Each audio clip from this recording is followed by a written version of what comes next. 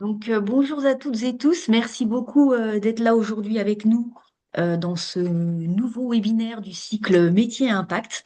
Et aujourd'hui, on va parler du marché des métiers à impact.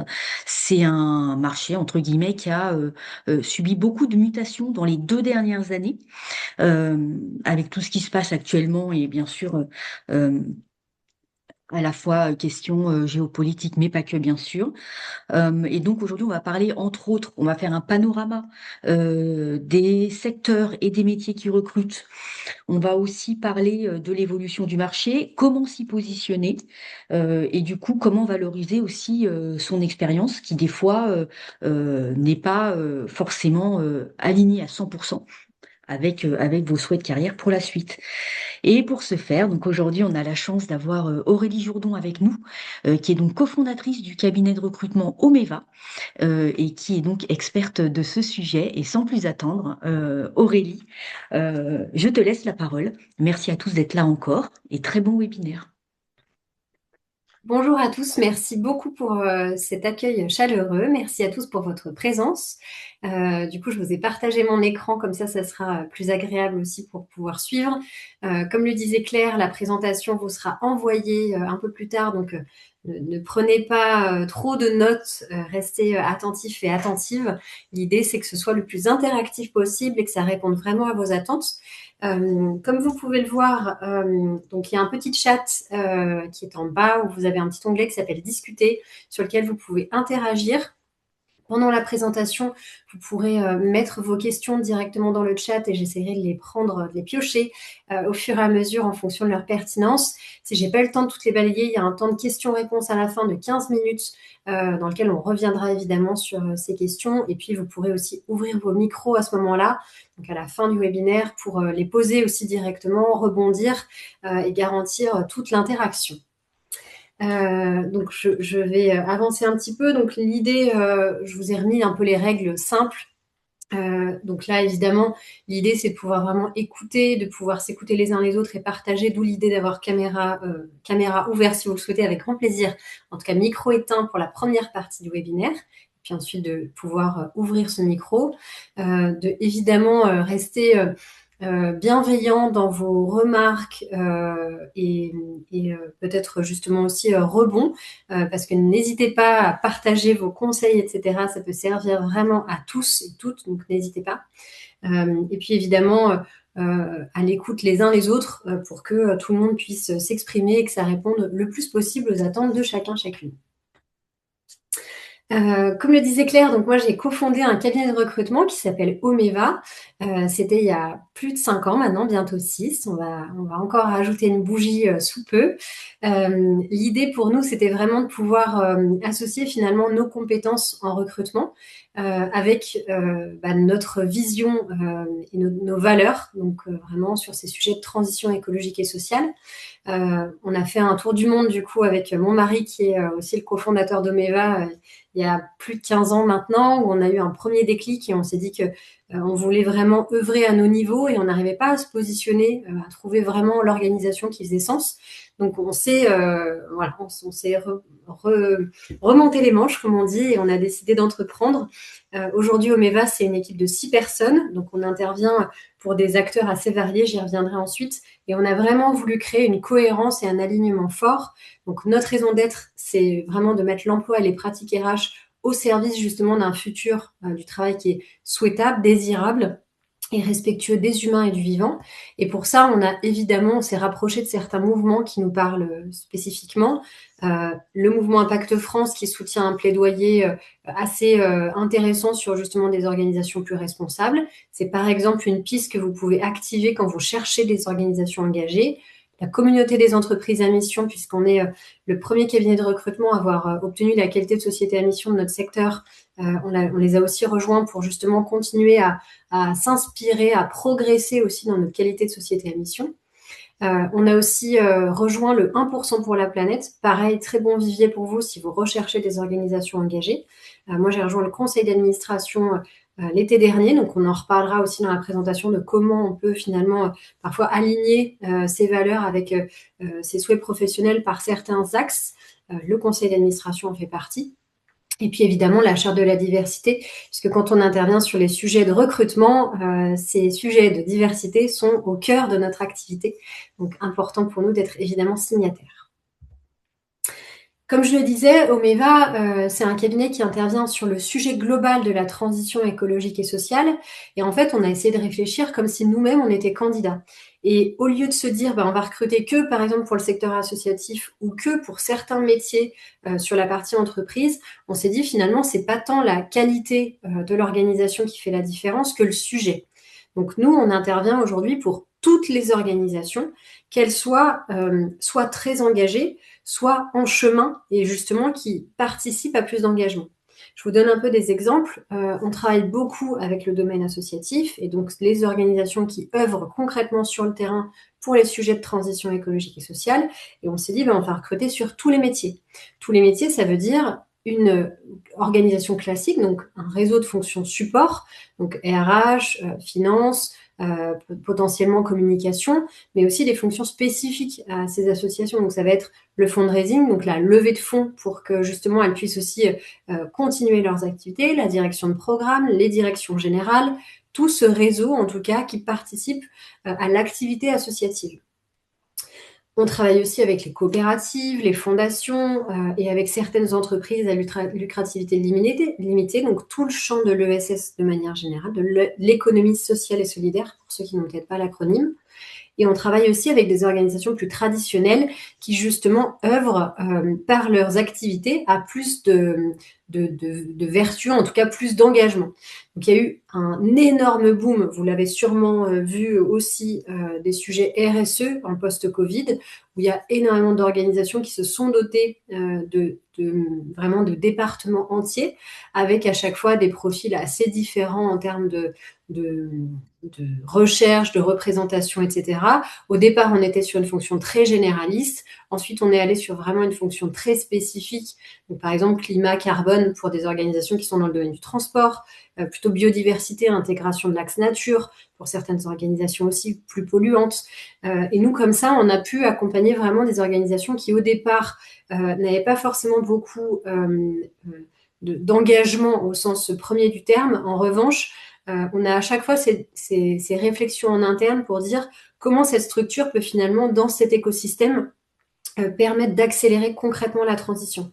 Ça a été le cas, je vous donne un exemple parce que c'est souvent assez parlant, de Chanel qu'on a accompagné sur la thématique des achats responsables. Vous le savez, il y a beaucoup de sujets sur comment ces structures se sourcent en termes de matières premières et aussi de droits humains associés évidemment à ces matières premières. Et donc, la réflexion d'Omeva, ça a été de dire on ne va pas accompagner Chanel sur l'ensemble des postes, ça n'aurait absolument pas de sens. En revanche, on va vraiment accompagner sur des enjeux spécifiques qui vont permettre à l'organisation d'aller beaucoup plus loin dans ses engagements.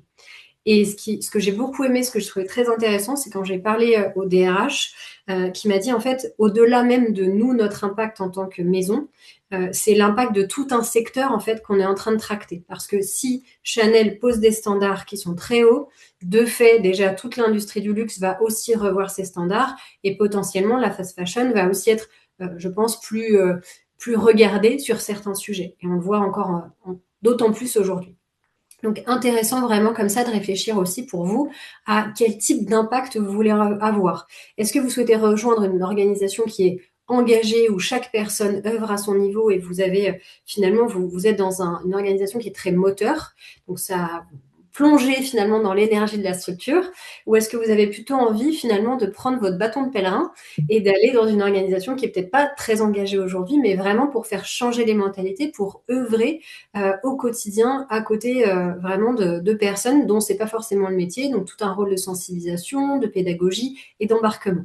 Et ça, effectivement, c'est pas la même énergie. Donc ça, c'est important aussi de faire un petit pas en arrière parfois pour se dire où est-ce que j'ai envie, moi, de mettre mon énergie et qu'est-ce qui me permet d'en gagner, vraiment de la développer aussi et pas être uniquement dans le don, mais aussi dans la réception d'énergie. Pour ce webinaire, on a essayé d'axer, donc comme le disait Claire, sur plusieurs points. Donc, je vous remets ici le sommaire, on ne va pas le lister, mais en tout cas, c'est vraiment dans cette idée d'avoir déjà une compréhension marché pour justement être en capacité de voir comment vous, individuellement, vous positionnez. Et après, évidemment, je vous parlerai de l'accompagnement qu'on peut réaliser chez Omeva si vous en ressentez le besoin. Première question, du coup, avoir de l'impact dans son travail, selon vous, qu'est-ce que ça veut dire? Et là, vous pouvez me répondre dans le chat. Vaste sujet. Qu'est-ce que ça veut dire pour vous avoir de l'impact? Je vous laisse le temps de répondre, de trouver le chat. Hop là, j'ai une première réponse. Être écouté.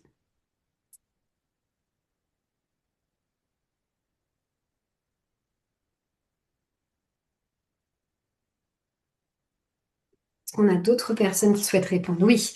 Contribuer positivement à la transition écologique.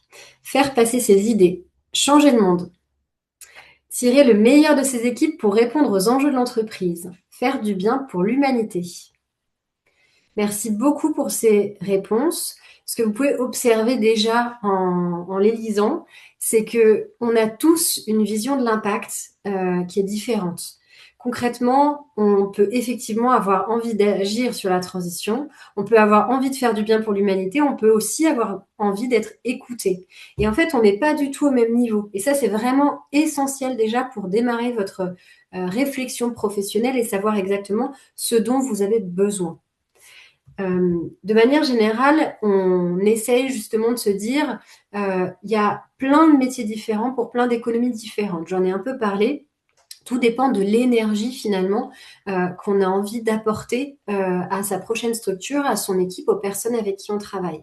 Il y a par exemple certains candidats qui me disent, moi avec le temps, je me suis aperçue que c'était pas tant les missions sur lesquelles je travaille qui m'intéressent que les personnes avec qui je travaille qui m'intéressent. Donc prenez bien ce temps-là de réflexion et de prise de conscience avec vous-même, de peut-être pas en arrière, de petits temps de recul. Et pour ça, en général, ce que je recommande, c'est vraiment de pouvoir parfois juste aller marcher avec une question un peu en tête. Ok, c'est quoi pour moi, par exemple, avoir de l'impact, et cheminer comme ça dans votre marche pour essayer de un peu dialoguer avec vous-même pour arriver justement à ces réflexions-là et aller vraiment creuser en disant, OK, changer le monde, mais qu'est-ce que ça veut dire exactement pour moi? À quel endroit, à quel moment est-ce que j'aurais vraiment l'impression de changer le monde? Ou est-ce que j'aurais vraiment le sentiment d'être écoutée? Et ça vous donnera des informations qui vous seront très importantes pour construire vos questions d'entretien, les questions que vous poserez à vos employeurs pour être sûr que vous allez bien dans la bonne organisation, dans la bonne direction. Si on revient un petit peu sur la thématique des métiers, on en parlait tout à l'heure, il y a plusieurs typologies de métiers dans cette vaste économie positive. Il y a l'économie impact, donc avec des structures effectivement engagées. Donc on parlait tout à l'heure de ces structures-là. Il peut y avoir des labels qui orientent, donc société à mission, le label B Corp, etc. Évidemment, le statut ne fait pas la vertu. Il faut à chaque fois pouvoir discuter avec ces organisations et vous assurer que vous êtes bien en phase avec un alignement de valeurs qui est adapté par rapport à ce que vous envisagez pour votre suite. Vous avez aussi, donc ce que je disais tout à l'heure, l'économie sociale et solidaire avec associations, coopératives, fondations ou entreprises à lucrativité limitée. Là, on peut se dire que finalement, tous les postes sont à impact. Donc, de fait, pas besoin de vouloir forcément faire une transition professionnelle vers le métier de la RSE. Tous les postes, de manière générale, peuvent répondre à ces sujets. Et si on allait tous vers la RSE, on aurait bien un problème. C'est que concrètement, il n'y a pas assez déjà, évidemment, d'offres pour chacun. On le voit beaucoup en ce moment. Mais de fait, on n'a pas besoin dans la vie de profil de responsable RSE partout. On a besoin de choses concrètes aussi au quotidien qui permettent justement de faire fonctionner la société de manière générale. On a aussi l'économie verte. L'économie verte, on l'a vraiment vu il y a quelques années vraiment se nommer de cette manière-là. Avant, ce n'était pas forcément le cas, mais c'est finalement toutes les organisations qui, par leur activité, entraînent justement une transition écologique. Ça peut être le cas, par exemple, de toute la partie consommation d'énergie, donc le sujet des énergies renouvelables, des baisses de consommation, il peut y avoir des bâtiments, de la rénovation, etc. Ça, c'est vraiment des sujets où on est sur la compétence métier. Souvent, c'est plutôt des profils techniques, donc un peu moins généralistes, parfois des ingénieurs, parfois pas, mais en tout cas, c'est intéressant quand même à avoir. C'est vraiment le panel, de manière générale, de l'économie, du coup, plus vertueuse. Si on regarde après sur les métiers qui recrutent, donc les métiers verts, donc ceux dont on a dit que la finalité était vraiment le fait de mesurer, prévenir et réduire du coup les impacts négatifs et les dommages sur l'environnement, on a une courbe là qui oriente bien les choses entre 2019 et 2023. J'ai pas de chiffre plus récent puisque la PEC malheureusement a publié le baromètre en 2024. On voit l'évolution du nombre d'offres donc sur des postes cadres sur les métiers verts. Là, du coup, vous voyez très bien la différence. Donc, on a la ligne bleue, c'est l'ensemble des offres cadres. La ligne rose, c'est l'ensemble des offres sur la partie métiers verts. Donc, on voit que forcément, par rapport à la tendance générale, on a des métiers qui sont en forte évolution. C'est totalement logique. On est souvent sur des bassins ou des segments de métiers qui n'ont pas du tout été réfléchis justement comme étant en réduction, par exemple, par rapport à la pollution. Je pense notamment au secteur du transport où il y a énormément de choses à faire. De fait, il y a eu beaucoup de postes qui se sont créés sur ces métiers-là. Et c'est vraiment une tendance, nous on le voit au sein d'Omeva, qui se maintient, où on a, de par, je pense, la prise de conscience de manière générale et aussi la réglementation qui a été assez importante, une vraie volonté, une vraie importance de faire changer les choses à ce niveau. Donc là, comme je le disais, c'est des profils qui sont souvent plus techniques. On peut avoir donc la partie biodiversité, la partie risque climat, évidemment. Voilà. Tous ces métiers-là, c'est forcément une économie qui recrute. Quand on parle d'un secteur d'activité, par exemple, qui recrute, et on en parlera un petit peu plus tard dans les slides, de fait, tous les métiers qui composent ces organisations, par exemple une structure qui intervient sur le domaine des énergies renouvelables, elle va recruter à tous les niveaux pour justement se structurer et surtout accepter quelque part l'augmentation d'effectifs. Donc ça veut aussi dire que si vous avez par exemple un profil RH, vous pouvez totalement aller sur un poste RH dans ce type d'industrie. Des exemples de métiers verts dans l'industrie, oui, complètement. Vous avez typiquement, surtout le sujet, ce que je disais, des énergies renouvelables, vous avez énormément de métiers. Sur le sujet, par exemple, des déchets, vous avez effectivement ces sujets aussi. Et post-2023, c'est ce que je disais un petit peu plus tôt, c'est vraiment une courbe qui continue à augmenter. On n'est pas sur une croissance exponentielle, on l'a vu, la réglementation c'est quand même un peu amoindri. On a moins d'ambition sur ces sujets, notamment liés au contexte géopolitique qu'on connaît. Mais c'est quand même une courbe qui est en augmentation par rapport à la courbe classique des offres. Et ça, c'est vraiment important à avoir en tête. Ça fait partie clairement des métiers sur lesquels ça continue à recruter. Si on regarde un petit peu plus sur les métiers verdissants, donc là on parlait justement de tous les postes finalement qui n'ont pas forcément une finalité environnementale, mais qui intègrent une brique. On peut avoir les achats responsables, on peut avoir la finance durable, on peut avoir toute la partie RSE, les RH, quand il y a une dimension inclusion, diversité ou tout simplement impact environnemental, quand on traite des sujets de mobilité par exemple. La communication responsable, tous ces métiers-là sont aussi une brique de l'économie. C'est ce que je disais, on peut vraiment aller au plus proche de ses compétences, et ça c'est vraiment quelque chose à avoir en tête, d'être à chaque fois au plus près de ses compétences pour être le plus lisible possible. Voit-on dans les PME ETI la direction RSE indépendante ou intégrée à la direction de la communication, du marketing et de la transformation? Alors globalement, c'est une histoire d'organisation, c'est-à-dire qu'on voit un peu de tout de manière générale. On voit clairement des directions RSE pendant un moment qui étaient au COMEX, donc rattachées à la direction générale. On a beaucoup vu effectivement des directions RSE rattachées à la communication. On a aussi vu des directions RSE rattachées à la RH, puisqu'en fait, certains estiment, et je trouve que c'est assez intéressant, que la RSE fait partie de l'axe culturel d'une organisation et qu'en fait, quand on traite des sujets RSE, on traite aussi de la culture. Donc, il y a beaucoup d'organisations qui sont différentes. Il y a a priori pas d'organisation qui fonctionne mieux que les autres. Le seul point, c'est quand même de se dire que la RSE doit porter une voix forte au sein de l'organisation, donc soit être au conseil d'administration, soit être au CODIR, soit être vraiment en tout cas suffisamment en lead et exposé pour pouvoir vraiment jouer son rôle.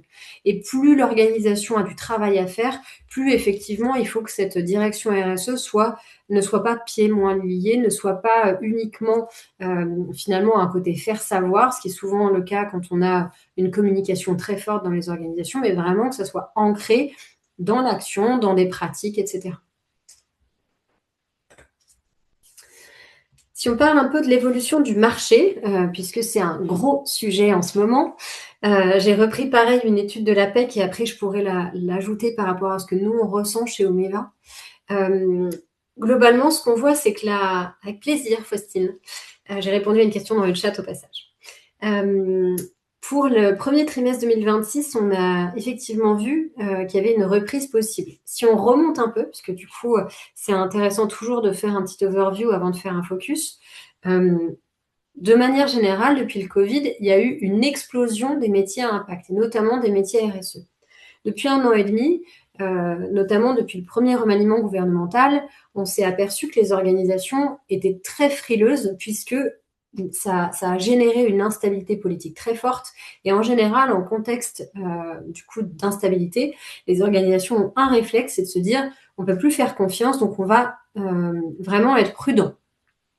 Depuis 1 an et demi, nous, c'est vraiment ce qu'on ressent à tous les niveaux. Donc, clairement, organisation engagée, organisation en chemin avec beaucoup moins de recrutement sur la partie RSE, voire plus, et associatif, ESS en général.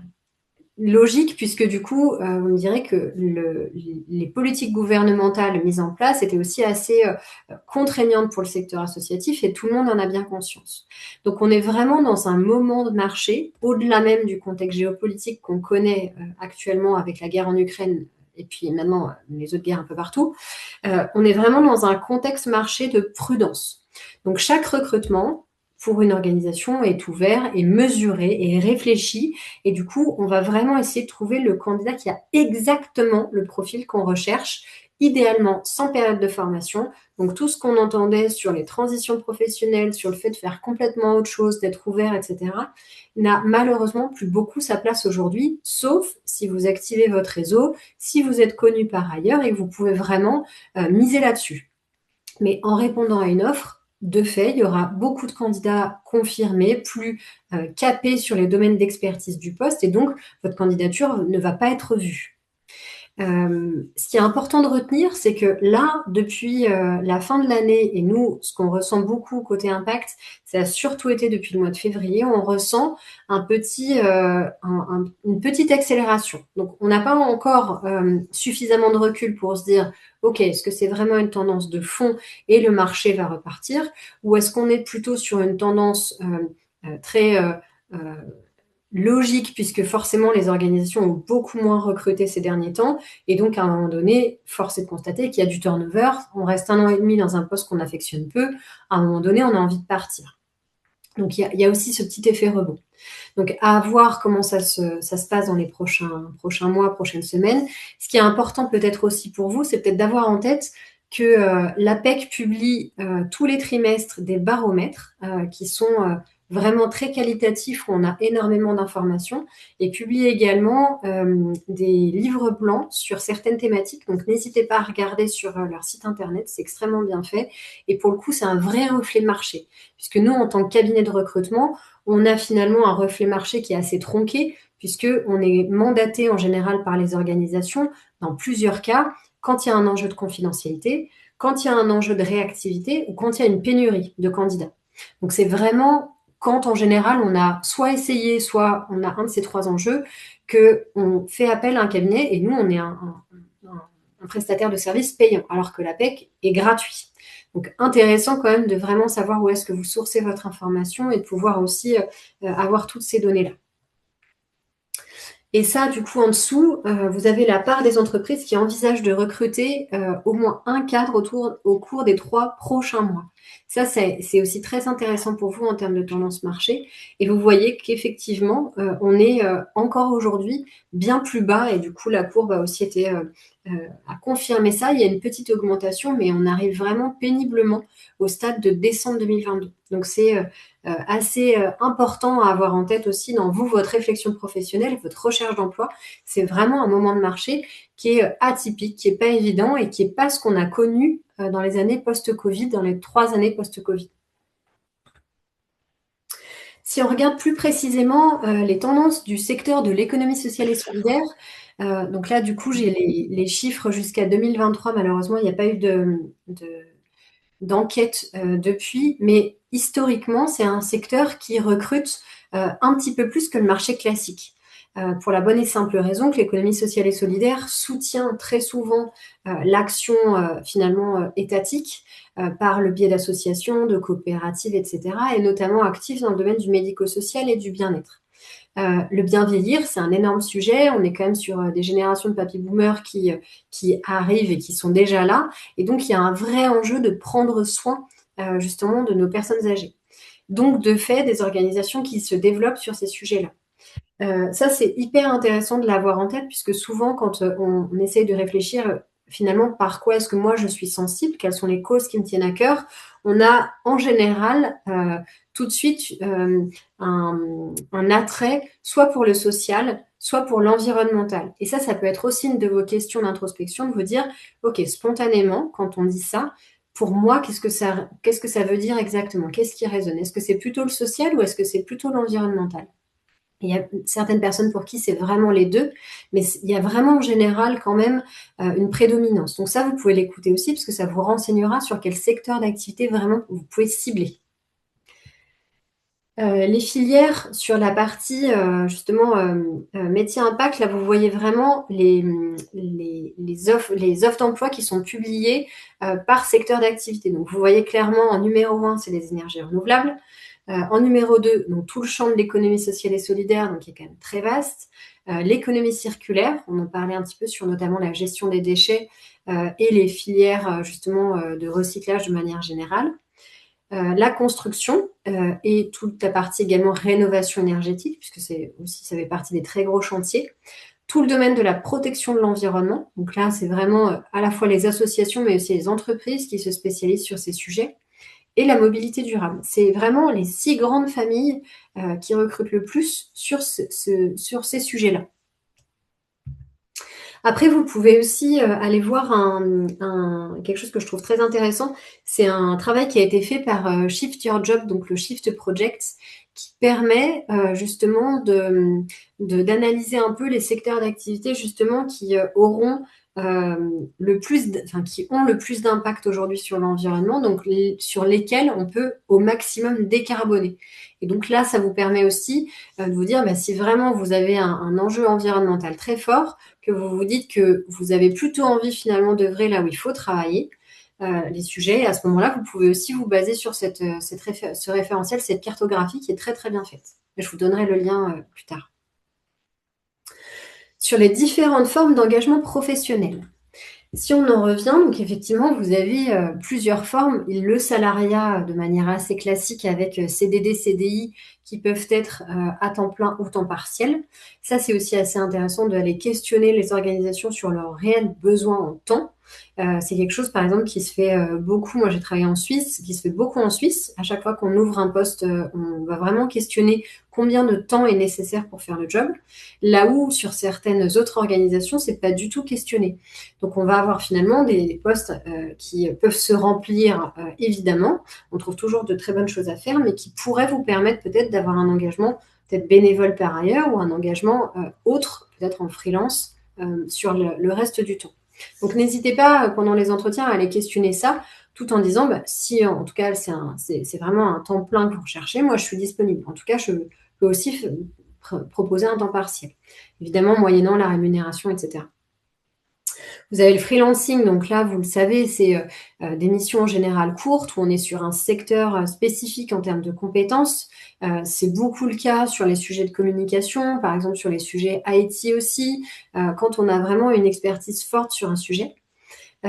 Et point important, c'est quand même quand on se lance dans le freelancing, il faut avoir en tête que la notoriété, donc le développement commercial, est un axe fort à avoir en tête, donc à avoir, mine de rien, dans son agenda pour anticiper un peu justement les missions, etc. Ou alors avoir un bon carnet d'adresses. Ça peut totalement être le cas quand vous sortez d'une expérience et que vous avez un bon carnet d'adresses. Ça peut se faire de manière assez naturelle. Mais de manière générale, moi, c'est souvent le retour que j'ai des freelances qui est de dire, en fait, la partie commerciale est longue et en plus, je ne suis pas intégrée à une réelle équipe et donc j'ai un sentiment de solitude qui, avec le temps, peut augmenter. On l'a un petit peu parfois sur l'entrepreneuriat aussi, quand on décide de monter son entreprise, on peut avoir ce sentiment de solitude si on n'est pas amené à recruter tout de suite, etc. Mais en général, certains me demandent à quel moment on sait qu'on va entreprendre. En général, c'est quelque chose qui s'impose à nous, en fait. On n'a pas besoin de faire un conseil avec soi-même pour se dire, tiens, est-ce que j'ai une idée? Est-ce que j'ai envie d'entreprendre? Non, en fait, on n'arrive pas à trouver sa place. On est vraiment parfois animé par une cause qui est bien plus grande que nous. Et en fait, on décide simplement de monter une organisation qui fait sens avec quelque part un peu le vide qu'on ressent d'un point de vue société, d'un point de vue marché, la solution qu'on va pouvoir permettre grâce à cette entreprise. Il faut avoir en tête aussi que c'est une liberté relative. J'ai fait une conférence la semaine dernière à Change Now sur le sentiment de liberté. On a aujourd'hui, finalement, l'entrepreneuriat, c'est choisir ses contraintes. Mais ça ne veut pas dire que vous allez être libre de tout et que vous allez vraiment pouvoir terminer quand vous voulez, etc. Puisque forcément, vous êtes quand même tributaire de clients et de toute une vie d'entreprise de manière générale. Et souvent, en plus, vous n'avez pas de backup. Donc, il faut avoir aussi en tête ce point-là. Et parfois, il y a des formations qui sont assez intéressantes sur l'entrepreneuriat pour avoir un avant-goût de ce que c'est exactement, quand ça va bien, quand ça va pas bien, pour vous dire est-ce que moralement et psychiquement, vous êtes OK avec ça. C'est souvent l'écueil qu'on voit chez certains chefs d'entreprise. Le management de transition, donc là, c'est vraiment un contexte spécifique. Nous, on a, par exemple, des missions sur certaines associations dans des contextes de crise où on va rechercher des personnes qui ont une expérience spécifique dans le domaine de l'ESS et en direction générale. Et du coup, là, on est vraiment sur de la mission générale qui est assez courte, entre 3 et 6 mois, pour permettre souvent un audit, des actions assez engageantes, souvent très peu politiques, malheureusement. Donc, c'est souvent gérer des licenciements, gérer toute une réorganisation d'entreprises et d'associations. Et c'est souvent ensuite qu'on va recruter un DG qui restera et qui impulsera une autre dynamique, donc redonnera une vision, un cap, rassurera aussi. C'est assez peu fait en général par les managers de transition, puisque c'est compliqué pour les équipes de retrouver cette confiance. Et la dernière solution aussi, et il y en a plein d'autres j'imagine, c'est aussi de rejoindre un conseil d'administration. Parfois, quand on est dans le privé et qu'on souhaite aller vers l'ESS et les associations, c'est parfois compliqué de le mentionner sur son CV. Et le fait, par exemple, pour un DAF, de dire, tiens, je pourrais être trésorier d'une petite association locale ou d'une association que je connais, que je côtoie, c'est un très bon moyen de faire une petite ligne sur son CV qui va permettre de voir aussi que vous êtes intéressé par ce sujet et qu'au-delà de l'intérêt, vous avez déjà compris quelles étaient les spécificités associatives, qu'est-ce que ça implique dans votre quotidien professionnel, c'est quoi les différences par rapport au monde privé. Et ça permet de se dire, pour un recruteur, le temps d'intégration sera moins long que si je prends quelqu'un qui n'y connaît absolument rien aux particularités associatives et qui va nous rejoindre finalement après une expérience corporate. Voilà, ayez un peu tout ça en tête, c'est vraiment des pistes à explorer et évidemment en plus de ça, il y a le bénévolat que vous pouvez commencer. Il y a une plateforme qui est gouvernementale qui s'appelle jeveuxaider.gouv ou .org où là vous pouvez vraiment retrouver toutes les missions avec beaucoup de compétences différentes ouvertes.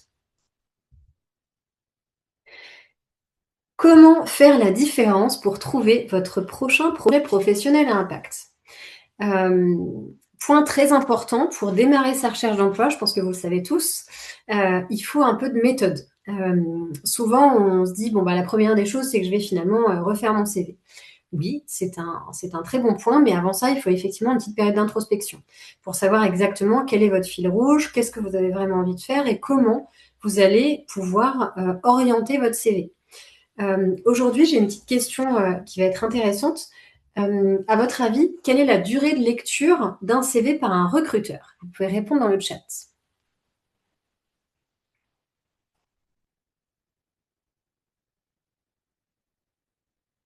10 secondes, 20 secondes, 10 secondes.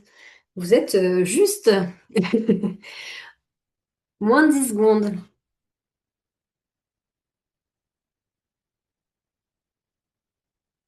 10 secondes, 1 minute, 30 secondes. Ouais, vous êtes très nombreux à avoir la bonne réponse. Effectivement, on est en général sur maximum 10 secondes. Donc, je dirais même le moins de 10 secondes est plus vrai. En fait, un recruteur, quand il regarde un CV, déjà, il screen la vue globale. Donc, il se dit, OK, est-ce qu'en termes de localisation, on est bon? Est-ce qu'en termes peut-être d'expérience professionnelle, on est bon?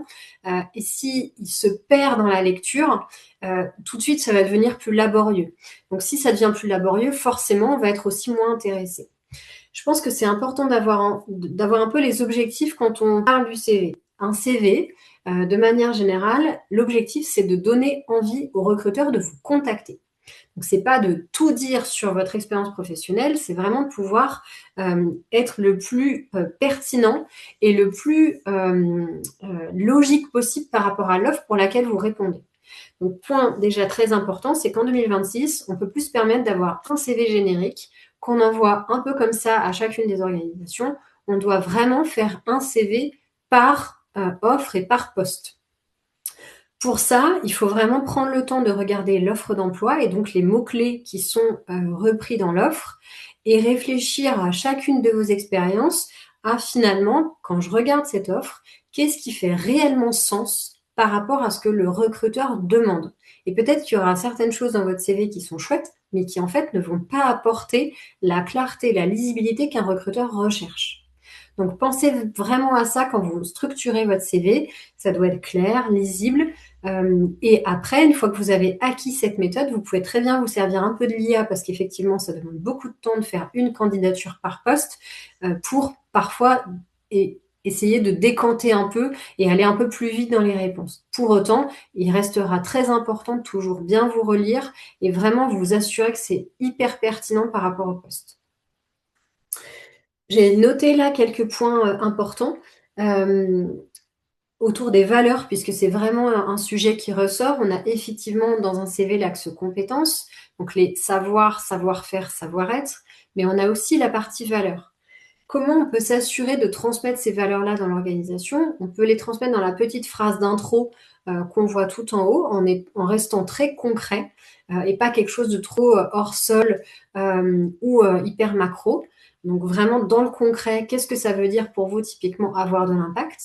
Vous pouvez aussi noter justement les expériences pertinentes pour vous, donc le bénévolat, vos engagements personnels, les lectures, les MOOC que vous avez suivis sur les sujets. Tout ça, vous pouvez vraiment faire une rubrique engagement dans votre CV, peut-être même au lieu des centres d'intérêt, ou si vous avez juste un peu de lecture et les voyages, bon, bah, ça fait pas forcément la différence. N'hésitez pas à le remplacer. Si en revanche, vous avez vraiment une pratique sportive très régulière, quelque chose qui est très intéressant en termes de savoir-être et de comportement, parce que ça nécessite vraiment de la ténacité, de l'assiduité, etc. Là, ça fait sens. Donc, n'hésitez pas à le valoriser. Si on regarde après la lettre de motivation, donc c'est important de se dire que la lettre de motivation est toujours lue après le CV. Donc si le CV convient, on se penche ensuite sur la lettre de motivation. Et tous les recruteurs ne se penchent pas dessus, donc c'est pas toujours lu.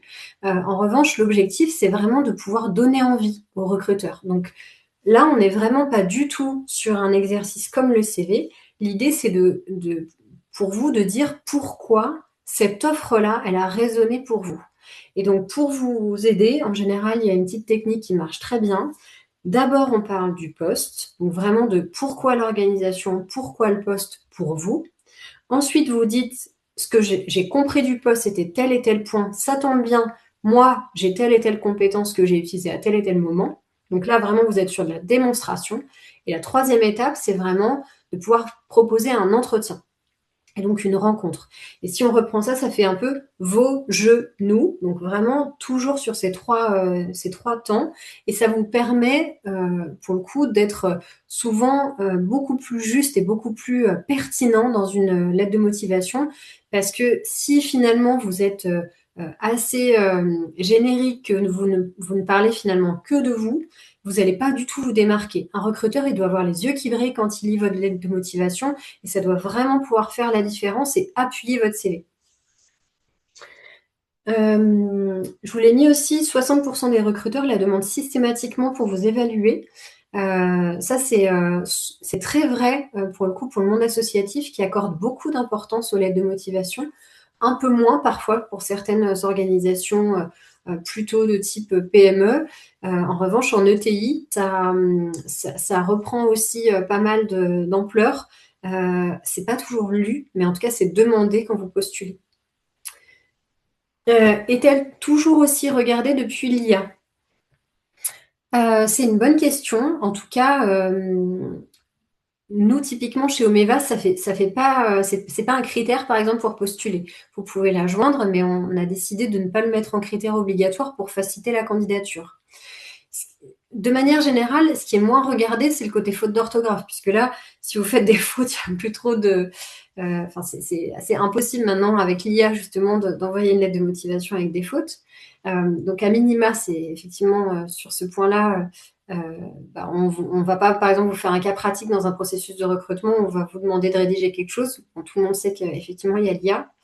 En revanche, je trouve que ça a quand même beaucoup d'importance aujourd'hui et c'est pas parce que il y a l'IA que vous allez faire une super lettre de motivation. Au contraire, si vous ne faites pas un bon prompt qui est quand même un peu détaillé sur qu'est-ce qui fait le sens pour vous dans cette organisation et dans l'offre, vous allez avoir une lettre de motivation hyper banale. Donc, pensez vraiment à ajouter tout ça. Vous pouvez effectivement vous appuyer sur l'IA quand vous avez vraiment une sensation de feuille blanche et que vous avez l'impression que ça vous prend énormément de temps. Mais n'hésitez pas en tout cas à le faire quand même. Et l'alternative, c'est le mail de motivation. En général, ça fonctionne assez bien. Dernier point, le profil LinkedIn. J'aime bien commencer par dire que 94% des recruteurs utilisent LinkedIn pour évaluer les candidats, parce que ça permet de se rappeler que c'est vraiment l'outil indispensable. Et je ne sais pas comment font les 6 autres pourcents. Donc voilà, c'est une stat, mais en tout cas, sachez que c'est vraiment très utilisé. Donc l'importance du profil LinkedIn est capitale.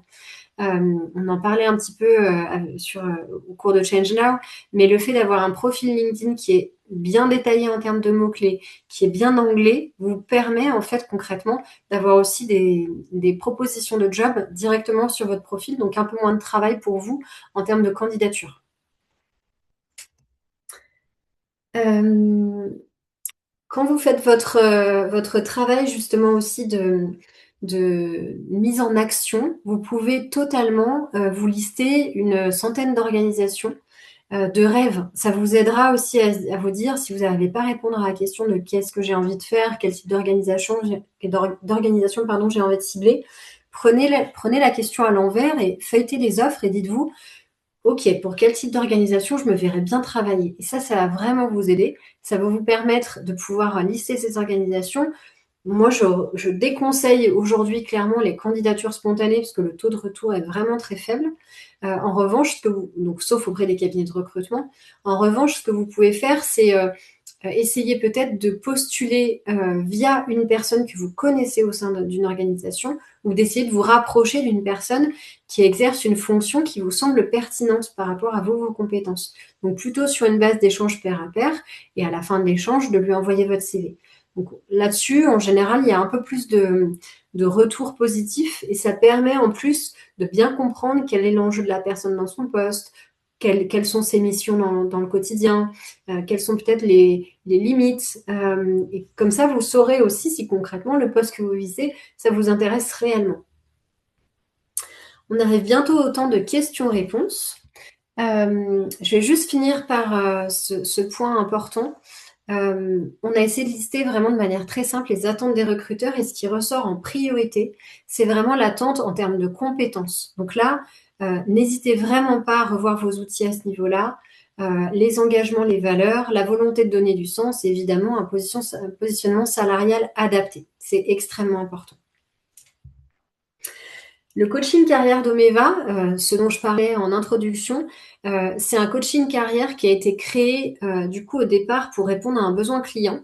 L'année dernière, j'ai un de mes très bons clients avec qui du coup on a développé de très bonnes relations partenariales en recrutement qui m'a dit qu'il allait faire malheureusement un plan social dans lequel il allait devoir licencier des personnes. Et il m'a demandé de prendre en charge les personnes qui étaient concernées.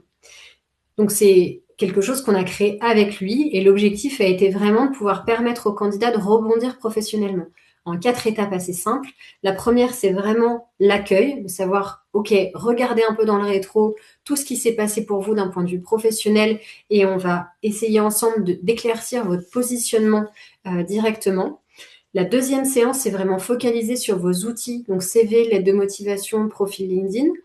La troisième séance, c'est vraiment la préparation aux entretiens et au pitch. Et la quatrième, c'est toute la partie organisation, relance, suivi et réseautage. C'est un programme qui a été du coup très fortement demandé par beaucoup de candidats. Donc on a décidé de l'ouvrir au grand public. C'est une communication qu'on a lancée depuis le mois de janvier. Donc là, on est en tarif préférentiel à 990 euros. Et si vous voyez que justement ça fait sens et écho par rapport à ce que vous ressentez professionnellement, n'hésitez pas à m'envoyer un petit message sur LinkedIn après. Et je vous enverrai un mail également. Je vais prendre maintenant vos questions, comme ça vous pourrez me dire s'il y a certains points sur la présentation qui sont revenus pour vous. J'en ai une première, une lettre de motivation rédigée soi-même avec faute probable et faire une lettre toute propre IA sans faute, quelle pourra être la mieux valorisée, j'imagine. Alors, clairement, ça dépend évidemment des postes, hein, mais souvent l'enjeu linguistique est vraiment hyper regardé. Donc la recommandation, c'est de pouvoir peut-être vous faire relire. Donc ça peut être par vos proches si vous ne souhaitez pas utiliser l'IA, puisqu'effectivement l'impact écologique de l'IA est très fort. Mais déjà au moins de vous faire relire par vos proches pour essayer justement de ne pas envoyer une lettre de motivation avec faute parce que selon les personnes, ça peut vraiment être un no-go pour un processus de recrutement. Notamment pour des fonctions, par exemple, où vous aurez à envoyer des mails, envoyer des propositions commerciales, etc. Voilà le recours. Avec plaisir. Avez-vous des recommandations pour bien préparer le niveau de rémunération demandé en fonction du poste et de l'entreprise? Oui, j'ai des recommandations et aussi une information importante.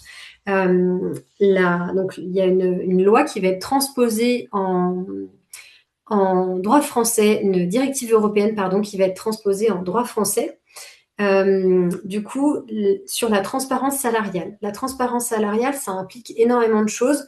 Donc, la première, c'est que dans les annonces, vous aurez systématiquement la rémunération imaginée pour le poste. Donc, en termes de positionnement, ce sera beaucoup plus facile.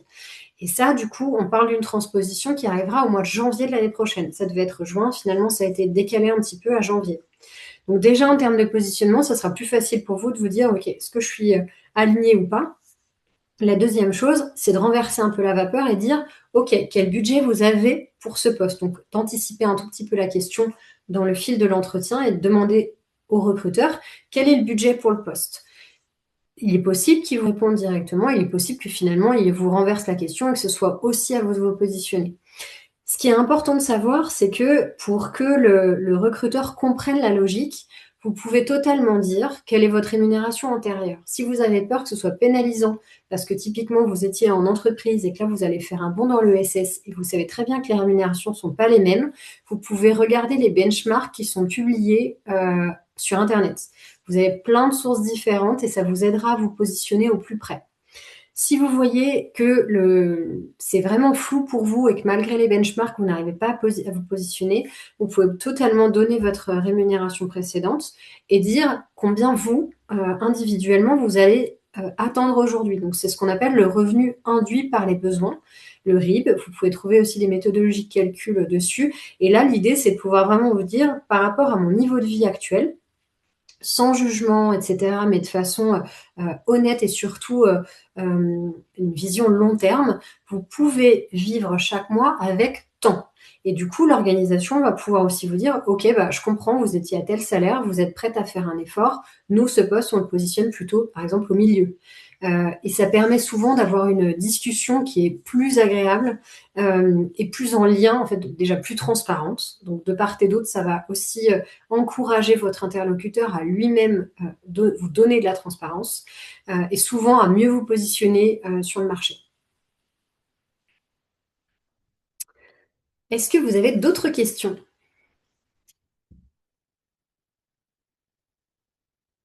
Sinon, je peux vous partager encore des ressources. J'en ai plein.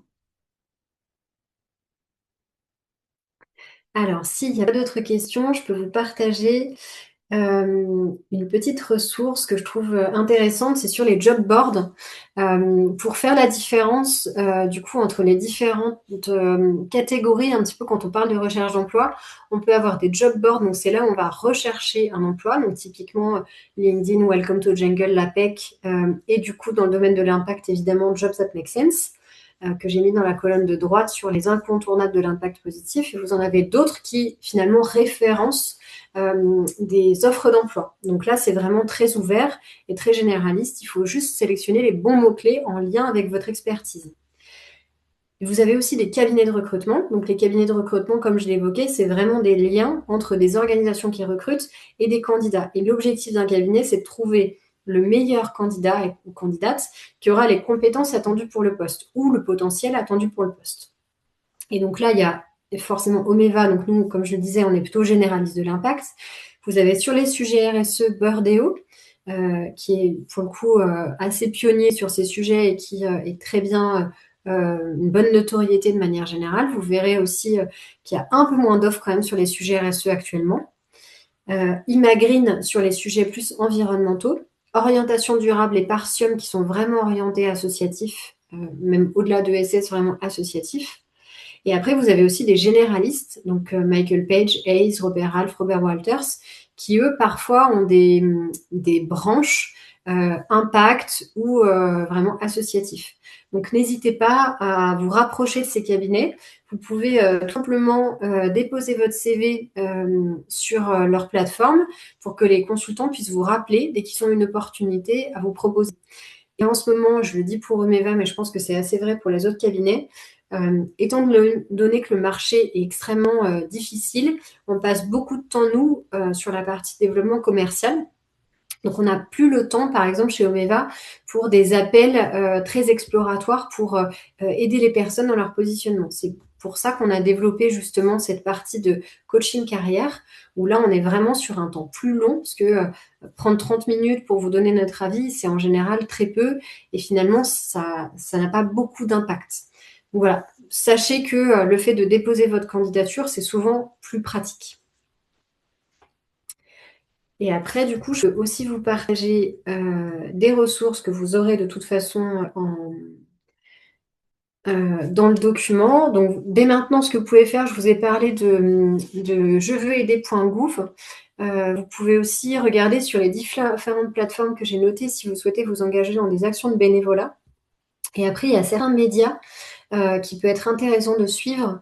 Je pense notamment à Care News qui fait de très bons articles. Et après, évidemment, selon votre métier, vous pouvez aussi regarder ce qui fait sens. Et je remis du coup dans le Shift Your Job qui est juste dans la colonne de droite donc pour tout ce qui est lié à la décarbonation de l'économie qui est vraiment très intéressant sur le sujet.